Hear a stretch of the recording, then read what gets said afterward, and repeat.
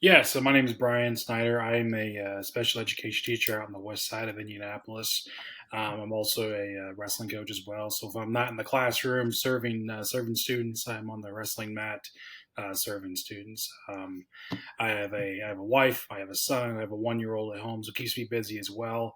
But most of my life is dedicated to serving students, both in the classroom and on the wrestling mats. So. That's awesome. So how did you begin in education? Man, I love that question because it is not the straight and narrow line that most people take, and I'm proud of my journey by a long slide.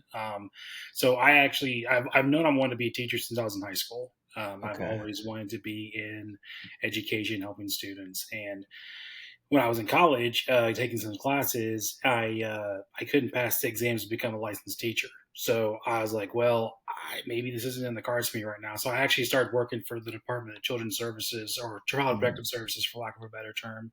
Did that for about 2 years, and I'm like, this isn't me. This is tough, but this isn't me. And then I came into contact with somebody who worked in alternative ed, and I hit it off with them really well. And I was a credit recovery teacher for about 5 years. And then I was like, I really want to get into special ed, and Yeah.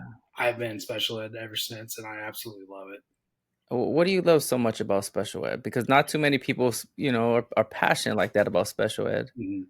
I think I, I think the reason why I love it so much is because if the kids are like puzzles. Like if you could figure out what the kid like how the puzzles were pieced together and why and what order, like kids just want to so desperately be understood by Yeah. adults, by at least one adult. Because sometimes I feel like they're so misunderstood by a variety of people, and they're judged so quickly because of either what they people read on paper or from what people just look at them and say, "Ooh, that kid just doesn't. This looks a little rough around the edges." So, Yeah. and or this kid might need something entirely differently than what they offer in a gen ed setting. And I think that's where I just love the challenge of finding ways to intervene and finding creative ways to intervene with Yeah. students. I like the idea of them being a puzzle because that means you're gonna have to solve something. You're not there to just you're there to fix something. You're there to solve something. You're there to, make an improvement. And I don't know if many people look at it that way. I don't know if they see like a student with difficult behavior or a student in special ed and be like, you know what, I'm gonna do whatever it takes to make this, help this student be successful. I'm gonna do whatever it takes. I'm gonna figure them out. I don't know if people think that way, but the way that you're talking, you're like, okay, this kid's a puzzle, and I'm gonna figure them out so they can be successful. I think you mentioned something that's really important that I think I need to restate is there's that mindset of like, what can we do to help this kid? Like this kid's a puzzle. The puzzle needs to be solved. Period. There's no Yeah, question. Like if this yeah, kid's in my classroom, we're solving the puzzle. Period. yeah, There's no cop out. The kid's not leaving the class. The kid's not changing classes to a different teacher. Like it's me. I'm the one yeah. that's going to try to do it, and and if I exhaust all my efforts, I need to go find more people that have more ideas than I do, and we're going to get back to the table. We're going to look at data, and we're going to get back to work. Like that's just Where, yeah. Where did you get that mindset? Where'd you get that mindset? so. So when I worked in alternative ed in the west side of Indy, I the school was very small. We had about 60 kids, Mhm. and there were three teachers. None of us had a teaching license. I'm going to say Yeah. that, and none of us. They went and we had one IA who was a retired Navy vet, and we had no guidance counselors. We had no janitors. I Mhm. mean, it was us. And we had a person who was like kind of like the lead teacher or the campus administrator who like ran the school, and we were in charge of doing graduation audits. We were in charge of cleaning the school, and that's included Everything. to live the classrooms to the bathrooms. Like we rolled our sleeves up and said, "Look, we're going to serve these kids." Yeah. And I learned the person who really inspired me to continue into special ed. He's now the one of the directors of alternative ed program, just about 20 minutes from my house, and I can remember him intervening with a student, and he was so calm and so patient. And that kid Mhm. would just give him the business, man. He was saying everything Mhm. except his name. I mean, he was calling him every name in the book, man. Talking about his mama, talking about his Yeah. kids, talking about everything. And he had this such a calm face and affect to him. I was like, man, how do you do that? I'm like, he's like, number one, they're just words. And he's like, number two, like this kid, this is his last stop. And I know if this kid doesn't get an education here, there's very few people in this that would have the love and the passion to do what I do. Mm-hmm. Like it's a very small percentage of people who really want to do it and have a passion for it.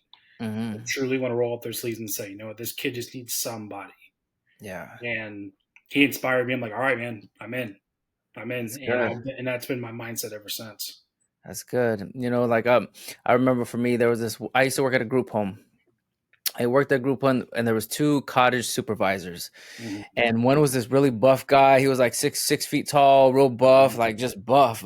And then there's this little man. He was like 5'4", maybe like 120 pounds. He always wore a little suit, right? And the buff guy had like glasses. He looked cool. He was like a cool Yeah, looking guy. absolutely. And so, the buff guy would, he would use force and his body, and this is how he would intimidate kids with his presence.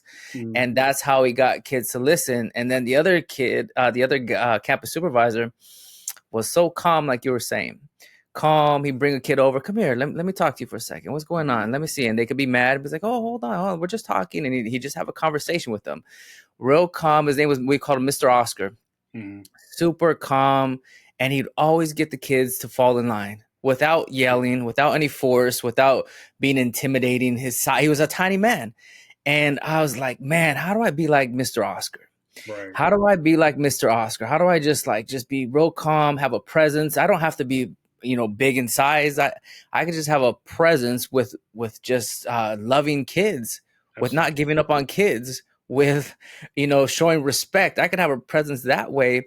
I need to be like Mr. Oscar. And Absolutely. that guy, when I think I was like 20 years old, that guy really inspired me. And I was like, okay, I got to figure that out. I got to figure out how he did that. And for a year, I just studied this man. Like, I'm going to study you. I'm going to figure out how you did it. Um, and it really did boil down to his love for the kids, his respect that he had. He held them up, to high standards, but he was just so calm, never raised his voice. And I learned from him. That's what it Absolutely. sounds like, at the place that you were working at. Yeah, it was. I mean, he just actually got one of the teachers of the year for the state of Indiana. He's one of the finalists, and um, it it just like I think it also made me kind of realize that because for a while they're like not getting my teaching license was a huge like it hurt my soul, it hurt my Yeah. masculinity. Like like I'm supposed to be in the classroom teaching, I'm not yet, or I'm in this alternative program and I don't really want to be here, but I'm here. It taught me like a teacher is more than a license. A teacher is more than somebody standing up in front of a classroom. A teacher is Right. somebody who really wants to dive in to a kid and a group Right. of kids and really serve them, really get to know why. Number one, let them know why you're there, and let them know like because if you have the kid, if they have at least one adult in their life that truly believes in them, That's right. then I mean it can make a total difference. I mean, so how many Yeah. kids, God forbid, I mean, just go through their education with teachers who just very quickly are to like, all right, you know what, you're out. First five Yeah. minutes of class, done.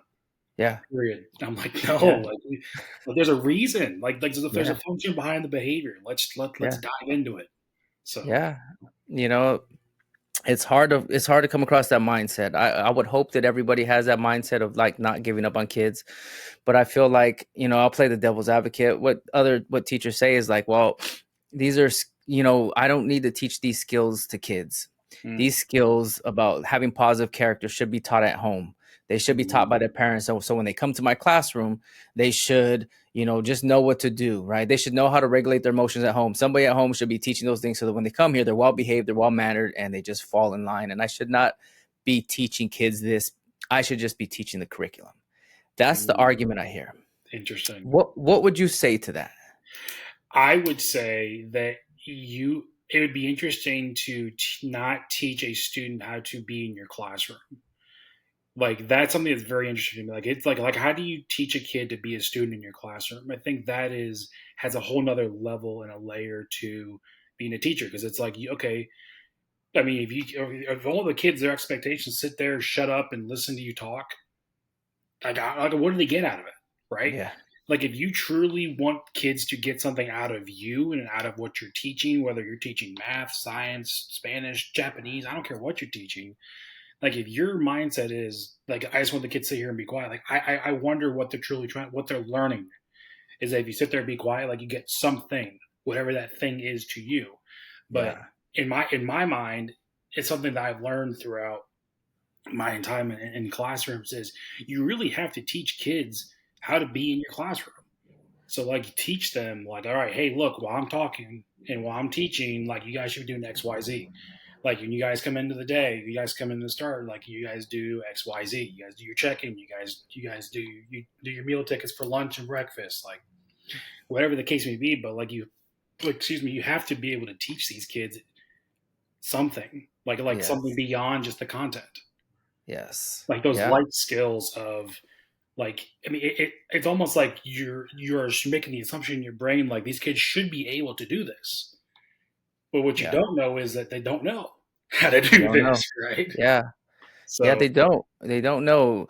My thing is like we don't know where these kids came from. We don't know their home life. We don't know their mhm, background. We don't know what's happening. And we assume that they all come equipped equally the same, which is mhm, not true at all. no, It's not true at all. No way. They're not all. And some of them are going to need a little more of your attention. And mhm, some of them don't need your attention. They just need you to be a good guy. Teach the curriculum, be respectful. And some of the kids, that's all they need. And other kids will just like need mhm, you. And I think that as an educator, you have to understand that that's the reality of being in the classroom. Like that absolutely. is the reality of being in the classroom. Yeah, I think the days of cookie cutter kids, I should say, is like all kids come in same shapes and sizes and Yeah. expectations. It's no longer. Because like I could tell you like my education experience, which I'm not too far out of high school and college, but I mean it's different now from what kids are going through in high school and middle school. Like it's just different. There's so many more challenges. There's so many more X's and O's to it that Yeah. I mean, and then just the challenges that kids face on a daily basis alone, like I'm sure you've heard stuff too, like just the stuff just makes you like, gosh, so how do you like knowing that, which goes back to like again teaching kids how to be in your classroom. Like, how do you teach kids to either put whatever's going on up here on silent just so they can listen to what you're saying and Yeah. follow what you're doing? Because basically what you're again like what you're assuming is that they have the skills to do that, Yeah. and that's not the case. No. It's not. Sometimes it's not the case. Like just shut up and listen. I'm like, well, I might be silent here, but I'm going up here. You know what I Yep. mean? So it's like, Yeah. Like social media, the phone. So we're right here. Our whole life is in this one little box, right? Our whole right. life, everything that we learn is in this one little box, right? And you're like, let's see here. You teach high school, so you are in ninth grade and you're watching videos and you see murders. You see murders on social media, right? You see all kinds of crazy. You see bombing in this area. You see all kinds of craziness, right? Stuff that like when I was growing up, I would never see that. Like I Mhm. wouldn't see multiple videos back to back to back of just horrible, horrific things. Like I just would not. That would not be in my mind, right? That's just not in my mind. So Yep. all that stuff going on. Then you got social media where people are messaging you and people, are saying things about you and there's, things are going on, right? People have instant contact to you and they could it's constantly going on. And then you're thrown in the classroom and like you said, how do you stop the buzzing bees? How do you Mhm. stop all that noise in your head for you to be like, all right, I'm focused now. Let me just write this. Let me sit down and be quiet. let me let me sit Right. down and shut up so Right. that teacher could teach and that teacher could have a great day. Mhm. Like I don't know. I feel like people don't understand. Like I don't know. One of the things I get is this, and help me answer this one. Teachers are not babysitters. They're not Oh, babysitters. That's what they say in my comments. yeah. Teachers are not babysitters. They shouldn't have to teach about positive character. They shouldn't have to deal with behavior. They should just teach a curriculum. What do you have to say about that? Man, again, it's like the days of kids just going in and sitting in classrooms with just assuming they don't have anything that happened the night before or that happened on a daily basis is just no longer. I mean, it's just these kids. Some of these kids like sit and suffer in silence. like, and here's the thing, like kids, even like the kids who have like who express their frustrations and express whatever's going on but you're through behaviors, like that's obvious, right? Like because they're physically doing something, or they're doing something with their mouth, they're doing something, like they're walking, they're doing whatever, something physically. Then there's kids that sit there and suffer in silence. So how do you really know which kids? I mean, you know the kids that are physically suffering. Yeah. How do you know the kids that aren't suffering in silence? Yeah. So to answer your question, I mean it's tough. I mean, I'm not going to say it's easy, because it's definitely not. Like Yeah. it's frustrating dealing with. I wouldn't say dealing with, because I don't like that word, but like serving students who have behaviors. Yeah. It's very challenging. But again, I think you have to understand that these kids have learned. Like I look at it like this: these kids have learned to act that way for some reason, right? Hmm. Like they have learned that if they walk out of class, or if they call you the very not very nice name, they get a prescribed response Hmm. from the adults in the room. So that's where I think in that moment, it's our opportunity as educators to reteach the skill, to not walk out of class, to not call you an MF, or to not do X, Y, and Z as their Yeah. token behavior, to get out, to either escape the task or to Yeah. get away from you. Like, because again, if we look at the long term, because this is why I loved alternative ed, because like I knew in my mind, if I this kids didn't get an education or a high school diploma, the dropout rate, once somebody drops out, their world becomes so much more challenging, Hmm. so much more challenging. Like I've lost students to like drug overdoses, suicides, like Hmm. people being homeless, and they've just tried to figure it out, and they just didn't have the skills. So that's why Yeah. I almost treat it like life and death. Like these kids need to learn how to like ask for a break instead of trying to punch you in the face. Like that is a might in the moment it might be like, I'm not going to talk to this kid, but I'm like, no, you need to, like you need to intervene. Mm-mm. Don't intervene, this kid may not ever get it. And here's the thing: if you exhaust all your efforts and it doesn't work, at least you tried, right? Yeah. But the Yeah. reality is this: like these kids need to have that type of interventions, because if you don't, those kids don't get those skills now. If they get older and they graduate high school, they might not have somebody. That's right. So That's that's what I right. look at, man. You know, you had mentioned life and death. This is a life and death situation, Yeah. right? That it's the truth. This is a life and death situation. If the adults at the school don't intervene, and I'm not saying parents do their job too. Parents should do their job. Of course, they should do their job, right? And I'm not. I don't want to just. I don't want to talk about parents. Let's just talk about what I could control in my environment.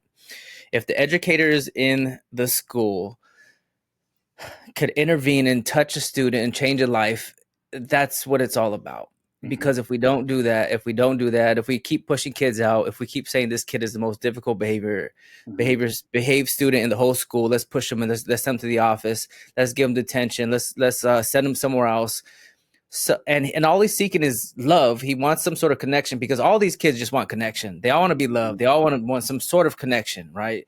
And they ask for it in the most unusual ways, the most weird ways, right? They Mm-hmm. all want connection though. And then the adults at the school are pushing these kids away, and this is life or death situation. The people that want them the most are going to be the gangs. The streets are calling, right? The gangs are calling, right? And so we push them away. You know who's going to want them are the gangs. They're like, okay, your family doesn't love you. The school doesn't love you.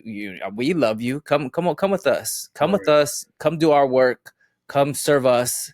You have a home here. You have a home here. And Mm-hmm. I feel like that's how we lose our kids. I work at a school. It's not in the best area. There's graffiti everywhere. I work in a pretty bad area. The kids know, like, oh, so there was a murder down the street, Mr. Vergara. Oh, at the park, somebody got murdered right here. Like, wow, like, and that's the park is like a block away. Everybody goes to this park, and we got like cars that drive by our school during recess and lunch, almost like they're recruiting. Like people are in the car, like gang members in the car, and they're playing their music and they're driving their fancy cars or whatever around our whole block, just playing loud music. I'm like, these guys recruiting right here. Our kids say stuff like, hey, be safe out there, be safe, when they leave school, be safe. um that's the reality. That's the reality of where I work at, and it's a life or death situation. Like, am I gonna just do nothing? Am I gonna just Am I going to push the most difficult students out because I know where they're going to end up? I know what's going to happen. I know what's going to happen. Or do I just like, okay, this is a kid. This is a kid that needs help. And yeah, he could curse me out, or yeah, she could curse me out, or yeah, she could give me the most difficult time. But I'm here to try to save a life. That's what it's about. That's exactly what it's about. That's gotta be something tough to look at every day, and knowing like that's the reality. But I think it's also encouraging to know that there's at least there's adults in the building that care about them, and they're willing to be that, like, that stone wall of love. Like, hey, like, I'm here. Like, let's do it. We're boots on the ground. We're gonna exhaust all of our efforts to figure this out. Like, that's encouraging, because that's exactly what kids need, man. Yeah. Yeah. So relationship. Let's talk about relationship. Hmm. Um, how do you build? Well, first of all, are relationships important in the school setting? Let me just start there. Are relationships important in the school setting? Well, so this is I as I've reflected on my educational career, which isn't very long. It's just shy of 10 years. I've learned, like, for kids who demonstrate some pretty significant behaviors, that if you don't truly get to know them, that like, if you're sitting up there trying to teach them, it would be equivalent to you taking the textbook and throwing it at their face, saying, "Read it." Mm. That's it. That's it. Yeah. Hey, like, here, you want this? Like, here, like, this is what I'm doing. Read it. Read it. Hmm. And it if those kids don't know you, and they don't know that, like, you're real, and that you're gonna be there, and you're gonna be consistent, that they can let their guard down and be like, okay, like, Snyder's not all that bad. Like, yeah, I may not like him because he holds me accountable, but at least he's still here. Yeah. Like, yeah, I'm about that. Like, and then that doesn't mean that the behaviors go away. I would almost make the argument that it actually makes it worse, because they feel comfortable around you enough to go into an escalation. That's right. So it's Yes. like, so to answer your question in a long-winded way, yes, relationships are everything. Like, that's how I thrive. That is my first thing I do. That's actually my first rule of teaching, that I would tell everybody in education. Your first rule is not about your curriculum, not about your content. It's about know your students. Period. Yep. Like, it And is. so, Yeah. so how do you do that? How do you know your students? How do you build those relationships? Man, you've got to get in their world a little bit. Like, I teach middle schoolers, so like, I have kids 6 through 8, and it is, I mean, they are just in a weird stage of life, man. Like, I taught high school for about 5 years, and like, middle schoolers are just different. Like, they're not elementary kids, and not quite high school kids. They smell a little weird. They sound a little weird. Yeah. They all the things on TikTok and all the little weird sayings. Like, I'm like, they're just different. Yeah. And what I've learned is, like, you got to go into the world a little bit. You've got to go out of your way to get to know these kids, like, get to know them beyond. Because, like, let's face it, I'm sure you've gotten paperwork too. You look at a kid that's transferring to your school, and you see the rap sheet. You see all the discipline reports. You see the attendance reports. You see all these Mhm. interventions these schools tried, and you're like, dang. But Yeah. then, like you mentioned earlier, like, they're kids. They're Yeah. just a kid, and until I see these things, they're just a kid in my Yeah. classroom, and it's my job to teach them. Um, and you just got to really, like I said, like, talk to them about Fortnite. I know nothing. I've never played the game, man. I swear to God, I've never played the game. I don't have any desire to play it, but I'll talk about it. I'll get interested in it. I'll ask Yeah. them, like, hey, how are things going at home? Like, talk about their family, like, just, which can be touchy. I'll say that I've had that blow up in Yeah. my face too, because Yeah.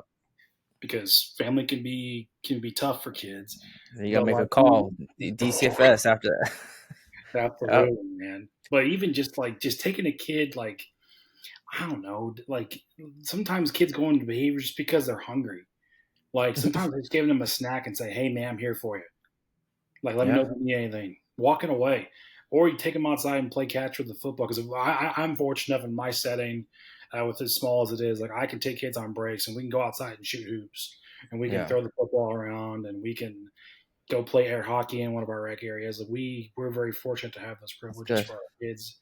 But like, then, like, it's really diving into, like, getting to know these kids, like, Yeah. really wanting to get to know the students, asking them, and just painting the conversation, like, look, you don't have to tell me this, but tell me a little bit more about you. Like, just ask Mm. them questions. They can tell you no. They can tell you to f off. They can tell Yeah. you, or they can tell you the truth. Yeah. So Yeah.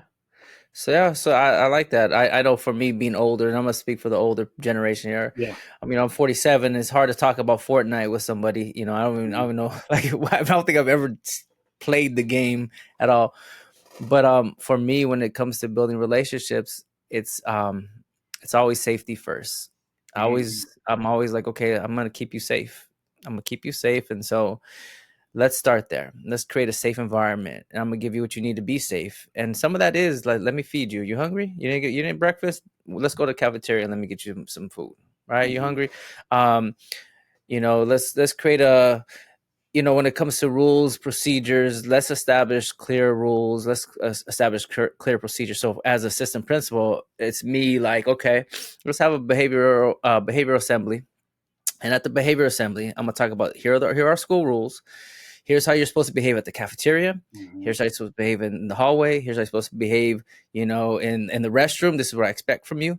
And I set the tone. Here are the expectations. And I revisit this presentation multiple times throughout the year. Right. So I'm just like, this is a safe environment.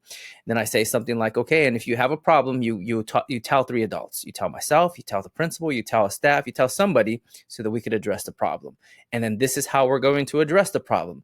And then if you do misbehave, here are the consequences for misbehaving. This is what we're going to do. And we make it real clear. We say, this is the environment that we're going to try to create. For me, that sends a tone of like, you always take care of the things you love. I've been saying this multiple times lately, but you always take care of the things you love. Like, this is my son. I love him. I'm taking care of him. And I'm doing these things to take. So I'm doing all these things. I set these procedures. This is the rules. I'm taking care of you guys because I love you. And I feel like, that's out the gate, the kids feel comfortable. All right, I could go to Mr. Vergara. All right, he's keeping a safe environment. He's keeping a safe environment. I could go to him. I trust him. I could trust him because I know.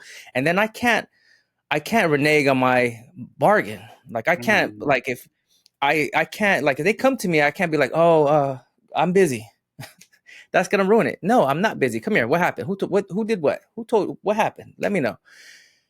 And I have to do that all the time, every Mm-hmm. single time. And then that builds a reputation. Like Mr. Vergara, he handles it. He handles it. And I love kids when kids something happened and then they come to me and I'm like, they tell me the story and I was like, why didn't you come to me? What did I tell you? Just come to me and then I'll take care of it. Mm-hmm. Okay. And so they're like, all right, sorry about that, Mr. Vergara. I'll come to you. So then the next part for me is building relationships is just like, let's let me demonstrate love like in the Bible. Mm-hmm. Let me be patient with you because love is patient. Let me be kind with you because Absolutely. love is kind, right? Let me not hold a grudge because you don't hold grudges with people that you love. Let me hope for the best because people that love are hoping for the best for the one they love, right? So let me do all these things. And then the relationship. So now all you're doing is taking care of safety. And now you're just demonstrating kindness and love. This is not even hard stuff. This is common sense stuff that people don't Mm-hmm. understand, right? Like, Mm-hmm. this is common sense. I'm not no genius here. I'm just pulling together what I've learned at Sunday school. I'm pulling Mm-hmm. together what my dad taught me when I was young. Like, hey, I'm taking care of you, son. I'm keeping you safe wherever we go. You are safe with me, and Mm-hmm. so that's all I'm putting out there. And so then the next thing is just building an environment of progress, building up their self esteem, Mm-hmm. build like good job, way to go, like love the test score. That right there, that's all you have to do to build strong relationships with kids. And you don't have to be a therapist, and you're just doing stuff you learned in Sunday school, stuff you saw your dad do. You're a coach. You encourage your wrestlers. I'm sure Absolutely. you encourage your wrestlers, and they eat it up. They eat it Mm-hmm. up. Mm-hmm. You know, and Yeah. yeah, I'll tell you what, you mentioned something really important, like the safety piece. Like, I can't tell you, and I would say like the safety piece, but also the consistency of the safety, like yeah, the consistency of how you are, the consistency how the classroom is ran. Like, like my schedule in my classroom changes slightly on like some days of the week, but like my kids, by the time this probably month in the school, they know the schedule. I go through the flow. I call it the flow of the day. Like after they do their Yeah. breakfast and their check in with me, I go through the flow of the day every single day. And they get mad, and I don't care because I Yeah. want them to know exactly what to expect. And what I've learned is that the more the kids can feel comfortable and know, okay, like after math comes science, then we go to lunch, and we go to SEL, then we go to wherever the other places we go. Um, the consistency of it and just the transparency of it, like giving kids a heads up, like that's a huge. Sometimes kids don't, especially kids with trauma and just kids who have demonstrate some pre-escalated behaviors, like they do not respond well to change. Mm-hmm. So the more you can front load expectations, the more you can get ahead of the rolling rock, then Yeah. the more success they'll have. And the same thing for you in your classroom. Yeah. What do you do with behaviors that escalate? What do you do with behaviors like the throwing of the chair, the Yeah, banging on the door, the kicking of the door, like man, the I'd say, yeah, there's so many, like in my current setting, I've seen a lot of pretty unique behaviors, and I've also, and like I look back like early in my career and like like how I responded to like kids throwing chairs and kids walking out of class and kids walking out of Mhm. school, and how I saw myself, like I added fuel is what I call it. I added fuel to the fire and not try to put it out. Like my energy was out of whack, so that the kids started matching my intensity. So I didn't do a very good job of that. I'm like, Yeah. so like now it's like I my go to with a lot of my kids is just wait time. Sometimes you just gotta wait them out, man. Mhm. Like sometimes, like, and I also use the Charmin Ultra method. Like Charmin Ultra, less is more. You say less, you get more out of the kid. Like you Yep. gotta be very specific and intentional with what you're telling the kid. Don't tell the kid put that chair down because it's not safe because you can hurt this kid and this kid by the time you put it down, then it's gonna hurt you. Like no, just say, hey, expectations, put your chair down and walk to your break area. Period. Yeah. Yeah. Like short and sweet, and then wait. But here's the thing: like wait time is so interesting because again, it goes back to my number one rule: know your students. Know your student. Wait time for that kid could be 5 minutes. If they're being safe, let them wait. Wait them out. If they're not being safe, intervene. Update upgrade your Mhm. interventions. But man, like if they're sitting there just like do or like I've had kids just tap their desk and it pisses kids off in the classroom. They're just like tapping. I'm like, hey man, I know you're frustrated. Like come with me. You can tap in this area. Let's go. Mhm. But like teaching the kid the replacement behavior that you want them to do instead of doing that in the classroom for other kids to see, and it can be frustrating. Yeah. But again, like my first go to is wait time, and then after I wait, it depends on the behavior. I mean, and again, Yeah. it also depends on the kid because behavior is cyclical, and Yeah. you'll be like typically there's a pattern. Actually, I would say there's almost always a pattern to it. Like Mhm. the kid can go from again, the tapping the kid that used to tap like his go to he would push himself back from his desk, he would stand up and he would elope like that's his go to. And then if Yeah. you're gonna block elopement, then it goes to physical aggression, and then it just goes from there. So, Yeah. but definitely first thing, man, is just try to wait. Yeah. Yeah. I like that. I like that. And I feel like there's this playbook, right? This playbook that everybody follows, the misbehavior playbook. And it's Mm-hmm. and I feel like that's the wrong playbook to follow. Like, okay, you're misbehaving, and then you I don't know, you raise your voice or something, or you threaten the kid, like if you don't do this, then this is gonna happen. Yeah. And then they get up for they're like, I'll show you if this is gonna happen. Then they escalate, and then you like, okay, well, I'm gonna show you. And then, Mm-hmm. I don't know, something, you call the dean or you call whomever to come, and it just escalates, and it's like tit for tat, tit for tat, tit for tat. If you do this, I'm gonna do this, then you do this, I'm gonna do that. And now it's just way out of control. Mm-hmm. And I feel like that's not the way to go. Like I feel like there has a different route. Yeah. When like you had mentioned, when you were a younger teacher, when I was a young teacher, I was tit for tat. Mm-hmm. I was like, oh, you're gonna do that? Oh, okay. Then I'm gonna like, I don't I know. got you right. Yeah, like, all right, oh, we'll see. We'll see who's gonna win this one. And that was wrong. That was wrong. And now being older, it's like, you're gonna do that? Okay. come here. What's going on?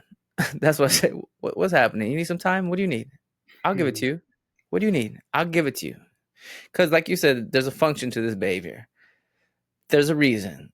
And it's like, okay, you're doing this. What do you need? Is this too hard for you? Are you trying to avoid doing the work? Okay, that's fine. I can help you. Or would you like a partner? Would you like a partner? I could give you a partner. I could find help for you because I want you to be successful. Right? That's all. And not like, do your work. Do your work because I said so. That's oh man, that's not gonna work. No, I call that, like you mentioned, like the tit for tat. I refer to that as picking up the rope. Like, man, because you can get in a tug of war with a kid, and it's exhausting. Like, here's the thing: I have students, like I have a top five in my. I'm sure you do a top five in your whole career. Like, man, that kid was good. That kid was good with going back and forth, and they'll do it. They'll do it because guess what? They're getting exactly what they want, so they'll go for hours. I've seen kids go for hours of non-compliance, man, and it's just like. Yeah, You're getting exactly what you want. Like if you don't intervene, like you'll get exactly. Or if you want to keep going, like you'll get exactly what they're getting exactly what they want from it. Yeah, And it's so fascinating to me, like how even I'll still catch myself doing it at times too, because because everyone responds to behaviors differently, and sometimes after a long day and it's the last thing, it's a behavior at 2:50 and school was at a 3, and you're like, come on, man. Like, what are you doing, dude? that's Like right. it's 2:50. Can you not, please? But Yeah, that's just how yeah. sometimes it works, man. That's how it is hard to be on all the time. Like to be on all the Mm-hmm. time is very difficult because throughout the day you get frustrated and you're just tired. You might be yourself. You might be hungry. You might be tired. You might be Mm-hmm. done with certain things, and you could easily just snap. And I've done that as well. Where I just kind of I don't know wasn't as good as I could be. Absolutely. Yeah, and I do apologize. I do apologize. Like if I did snap, I'm like, I'm sorry. I'll sit back. I was like, I haven't ate lunch. Yeah. I haven't ate lunch. Do you mind if I eat this lunch while we talk through this Yeah. problem? It's okay with you? Okay, cool. I'm just gonna eat because I'm not good yet. Like I'll say stuff like that when I know like I'm just not right. I'm like, hold on. I'm sorry. Go ahead. I'm cutting you off all the time. Tell me what happened. Absolutely. I'm assuming something. I'm assuming. I know I'm assuming. Tell me your side of the story, please. I find myself doing stuff like that. Yeah.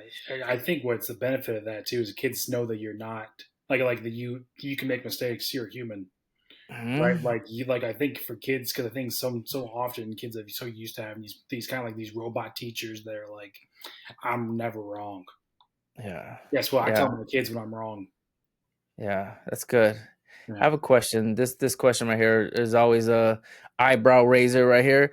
Uh when it comes to calling for support, because when you filled it out, you had mentioned something like, when do you call for support? So I'm gonna ask you,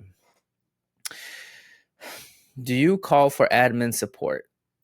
And then why and when would you call for admin support? I'm I'm gonna be honest, man. So my school, like I'm in a behavior school, so I don't know if like special ed. I'm gonna talk a little special ed here. I teach at a separate day school, so my Mm, students are there because they have some pretty escalated behavior and they take it to okay. the next level. Okay. And I walk around on the radio every single day. Yeah. With that being said, though, As a I teacher, as a you walk around with the radio. Oh yes, wow. so I do Okay. that.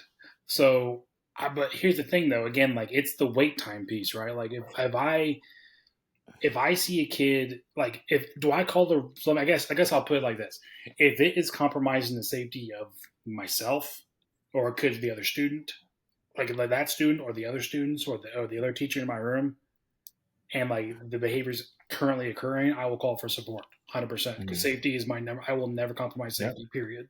Won't do it. Mm-hmm. If again I go back to like, if the kid's like rocking his chair back and forth and it's calling you every name in the book, no. Yeah. If a kid is, um, I don't know, on his cell phone. I had a kid on his cell phone last year that would just play music really loud, and while I was teaching, I'm like, all right, man, I'm gonna keep teaching. because like I hear what you're doing, I see what you're doing, but like I have a job to do, so I'm gonna do my thing. And when I took the attention off of him, that is when he started to escalate even more because he wasn't getting what he wanted, Yeah. right? So it's like I'm very fortunate to have a team of people that respond very well to behavior. They don't add fuel to the behavior most of the time, and they know how to intervene with students. Um, but it again, I would say if it's a safety concern for yourself, the student, or the students in your room, 100% call for support. But Yes. I think a mouthy kid that called you that hurt your ego a little bit, or called you, made fun of your mama, or I don't know, something, Yeah. man, like just Hmm. something like if the kid really got under your skin, like Yeah.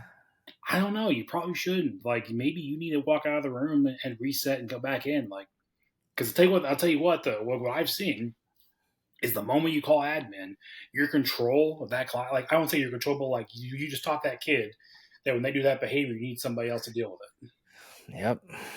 That's right. That's a hard lesson. Like okay, so I don't know if people understand that. That's a hard thing to understand, I feel. Because when I say stuff like that, like, well, okay, you call admin, I'm admin, so I get a call. Every call that I get, I go to. It Mm-hmm. doesn't matter. Every call that I get, I'll go to because I feel as if the teacher picks up the phone and says, I'm going to call Mr. Vergara, then Mr. Vergara better show up.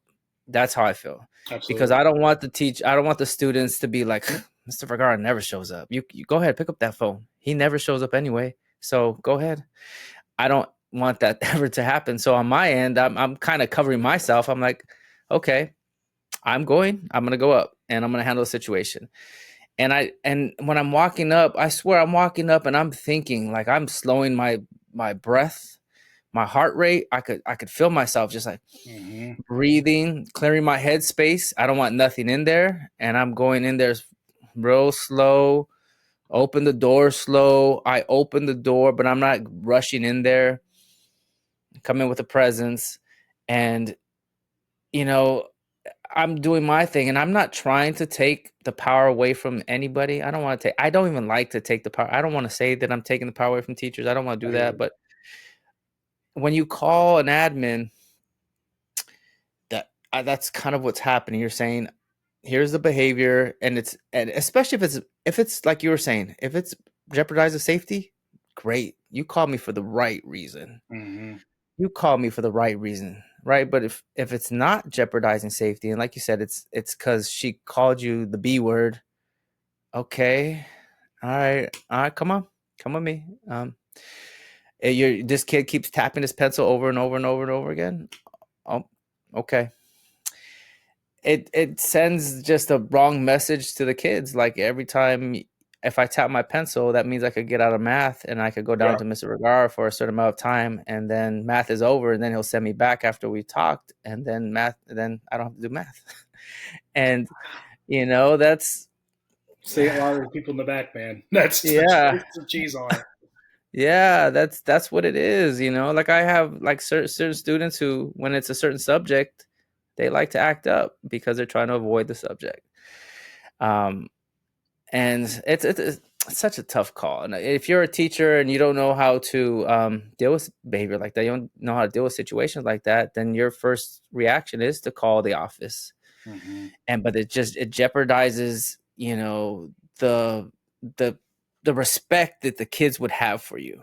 It just jeopardizes that. I feel they're like, you're not about it. Mr. Vergara might be about it because he keeps coming in here and doing something, but like we just have to do a few things, push a few buttons, and now we could leave. Like, okay, so it's a tough call. I would, next year I want to say that I want to try to equip the teachers that I work with a little bit better. Maybe I didn't do a good job with that, and maybe I equip the teachers that need the most help. Like, hey, this is how you do some things. Let me show you a little bit, and these are the reasons why you'll call me. You should call me for these reasons. Because if you Mm-hmm. call me for these reasons, well, then it's going to send the wrong message to the kids. You want to send the message that if it's unsafe, Mr. Regard comes and takes care of it. Because I, as a teacher, I don't deal with that kind of stuff. That's when somebody throws a chair, that might be an assault. I'm a teacher. I don't deal with assault. Mr. Vergara deals with assaults. So Mm-hmm. that's not me. And you could easily hand that off and you could justify that so much. Like, oh, that's not me. Absolutely. It's Mr. Vergara. But if, somebody's tapping the pencil, that's not criminal. That's not like, Right. that's, or somebody's walking around in the back of the classroom. Oh, okay. All right. I'll help out, I guess. So it's a tough call. And maybe it's admin needing to be able to teach this better at the beginning of the year with their teachers. Like, here are the reasons why you call me, and here are the reasons that you should deal with these things. And if they escalate, then call me. Mm-hmm. I don't know, something like that. Yeah, it's tough. I agree with you. It's a tough call, man, because I sometimes even hold my radio even like longer than I think I should. Yeah. But like the work thing though, it all like I'm not gonna lie, early in my career I was very quick to call admin. I was, because I was like, this is ridiculous. I'm done with this, and the kid got out of doing work. Now I've learned, I'm like, all right, man, you want to play this game and walk out? Bet I'll follow, and I have the packet with me, and we're gonna get this thing done. You'll do one or two problems, but you're gonna do something. That's right, like that, and I think that, like, again, it goes back to the respect piece. I'm like, look, man, like, I hear you, I'm with you, like you can be frustrated. You can be frustrated with the subject. Great. You can call me every name in the book. Great. You can throw this chair at me. Great. I don't care. We are getting this math packet done. Period. Yeah. I don't care if it takes today. I don't care if it's tomorrow. But we will get it done, and you will get it done. And again, it's easier for me to say that because I have a very small population of students. Like, I will die on that hill every time, absolutely, because I want the kids to know, like, number one, I'm here for them, I care for them, and number two, like, there are going to be some things like they cannot get out of. Yeah. Is it different for women teachers? Like you had said, I'm okay. You could throw a chair at me, but I don't know if a woman, a female teacher would be like, I'm okay. You could throw a chair at me, right? Is it? Yeah. It is different. I'm gonna be honest with you. So the IA I have in my room right now, she's exactly well. I refer to her as a teacher because in my opinion, she's as good as a teacher as I am, if not better. And she's a very small petite teacher, soft spoken. But I'm gonna tell you this though, like she knows when to call. Like her big thing is safety. Like if she feels to the point where like safety is gonna be compromised for her. Like, again, it goes that threshold, right? Like, what? Like, I think that's a great piece. Would you just ask that question? Is like, what is the safety threshold for you? Because it's going to be different for me, which is different for you, which is different for the female teacher. Mm-hmm. Like, do I expect my teacher in the room who's half my size, half my height, half my size to take a blow to the face like I can? No, I would never ask her to do that. Or take a chair? No, I would not ask her to do that. Mm-hmm. My rule of thumb, for which she does a good job, was like if the kid stands up and walks towards the door, radio. Because guess what? Elopement's not safe. Yeah. It's not safe at all, especially because you don't know where the kid's going. Yeah. So I think it's even teaching the people that intervene with students, like, what is your threshold for safety? Which that's a very valid question. Because for me, like, I mean, it doesn't bother me. Like, I mean, I shouldn't say it doesn't bother me. It does definitely bother me after a while because you only get hit a couple times, or because like you said, man, the up and down of a day and the up and down of dealing with students who have really extreme behaviors, you go through fatigue yourself, and you go through these highs and these dips, and then it sucks. It sucks. Yeah. Then you pick back up, and then for me, it's pick back up and pick up the marker and show how to do two-step equations. Like, that's just what I do. But I think definitely finding your threshold for safety is definitely important.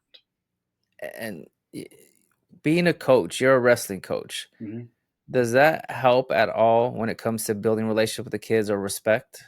Absolutely. I think my kids don't have access to a general population of students because there's some in a special ed setting, but they definitely understand that I'm a coach, and I have a couple of kids that do sports outside of school, and they definitely respect that piece. Like, oh, Snyder's also a coach. Like, he's been doing it for a long time. And then what's even cool though, I will say this, is in the, like, if we're outside, like in the rec area and we're playing basketball, like, I'll have my wrestlers walk by, they go, "What's up, Snyder?" They'll fist bump me, and then they'll see my kids and they'll fist bump them. So that piece is cool. Like, that piece is where, like, I can see the mentorship I do with my wrestlers can kind of start to have some positive effects on my students. It's really cool. That's good. It's awesome. That's good. Well, I'm surprised you don't have your own like on your social media. You're not saying some of these things that you're saying because you have a lot of wisdom, you know. And like I went through your social media page. I'm like, okay, let me see what he's about. Like, let me see what he's about. And I didn't see anything. I was like, okay, I don't know what to expect. Like usually I'll go through somebody's social media and be like, oh, okay, that's a good point. What he said, right? Oh, what she said right here. Okay, yes, I know. But I was like, okay, he's a family man. That's what I got. He's a family who loves his family. Uh, and I could see that. And you know, like some of the things you're saying are very wise, experienced things that I feel that people need to hear. And I'm hope that like whoever hears this podcast, you know, like this is I feel like this is like I felt like we were nonstop, like boom, boom, boom, boom, boom, Yeah, boom, point for point, point for point. Like and you have a lot of wisdom, man. Like where did you get all this wisdom? Where'd it come from? man, it's tough. Like because it came from some really challenging times in the classroom. Yeah. My first SEL lesson I ever taught in an alternative ed setting, two fights broke out. But no, I was the only teacher in the room, and because the other teacher had already fought a fight outside of the classroom, and I had to break up two fights by myself Yeah. and contain a group of about 15 to 20 students. And that's just one incident. Like there are so many instances where I've just failed, and I'm happy to I've failed, Yeah. and I have fallen short, and I have not done things the right way. And I'm very fortunate God's put some really awesome people in my life to mentor me. Like again, the guy that is now one of the teachers of the year for state of Indiana, like that dude was one of the most impactful people I've ever had in education. Because again, that guy, when he intervened with behavior, he was very firm, held Yeah. very high expectations. But it was all like the root and the pillar that expectation stood on was love. And Yeah. that I'm like, yes, like that's that's the thing I want, man. And Yeah. I it came from some challenging times. And Yeah. I think that's something that like because I mean it's tough being in education in general. Like for people like it's scary going to education at times. Like why Yeah. would they? I mean I mean it could be really challenging. So I think a lot of it came from some really hard lessons I learned and some Yeah. really awesome people and that Good. trust me. I saw in your social media because I went through it. You do CrossFit? I used to, yeah, man. That was a Okay. big thing for me. That I loved doing it.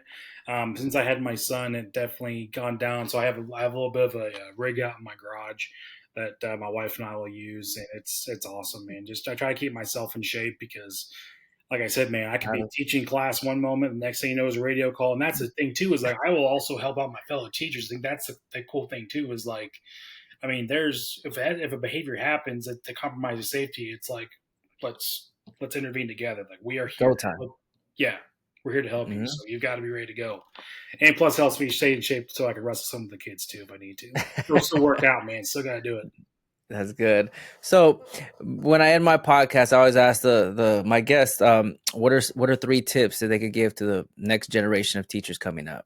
Hmm. So I'm asking that same question. What are three tips you give to the next generation coming up? I think one of the first things that I want to tell you is to make sure you really challenge yourself to stay in the classroom. Like there's going to be tough times. Like there will be days you are going to want to quit teaching, but don't because there are going to be days where kids like you see the light bulb turn on, whether that is a math problem, whether that's a behavior, it's going to turn on. Okay. Yeah. Number two, remember why you got an education in the first place. Like that's something that I remind myself every single day when I walk into school. Like I know for me, my reason is because I believe God put me on this earth to serve challenging students, period. And that's why I do it. And Mhm. I am very passionate about it. And I'll do it until hopefully, I mean, as long as I can. Like that's kind of my mindset on it. And number Yeah. three is know like you will not know you made an impact on a kid, and you may not ever know. But there will be times where you see again that light bulb where kids really start to see like you know what you're really not that bad, Mr. Snyder. Or, you're really not that bad, Mr. Vergara. You're okay. Like, you might have been a jerk to me, or you at least it came across that way, but I know why now. Yeah. Like when kids come back, like I had three. Actually, no joke. I had a kid text me today saying that he's a former student and he's had his first kid. He was like, Mr. Snyder, I want to thank you for all you did for me, man. This is a picture of my baby. I'm That's like, awesome. that's awesome, man. Like, maybe it brought tears to my eyes. I'm like, that's That's awesome. awesome. That's And good. like those are the things like you want to see in education. Like that's the reason why you keep the marker in your hand, and that's the reason why you deal with these tough kids. Because that kid that showed me that picture of his baby was a complete knucklehead, and I wanted to pop his head like a zit every single day in class. But he turned into such a great kid, such a great man, Yeah, such a great husband, such a great father. So that's good. you never know, man. So those are my big three. Oh, Mr. Snyder, thank you so much for being on the podcast, and thank you for sharing, all the wisdom. It was a fun podcast. I worked up a sweat just talking over here, like, I hear you, man. oh man, but it was a good podcast, and you hold a lot of wisdom, and I greatly appreciate your time. I appreciate you having me on here. I look forward to looking forward to your other podcasts in the future, and I hope that people watch this and get something from it.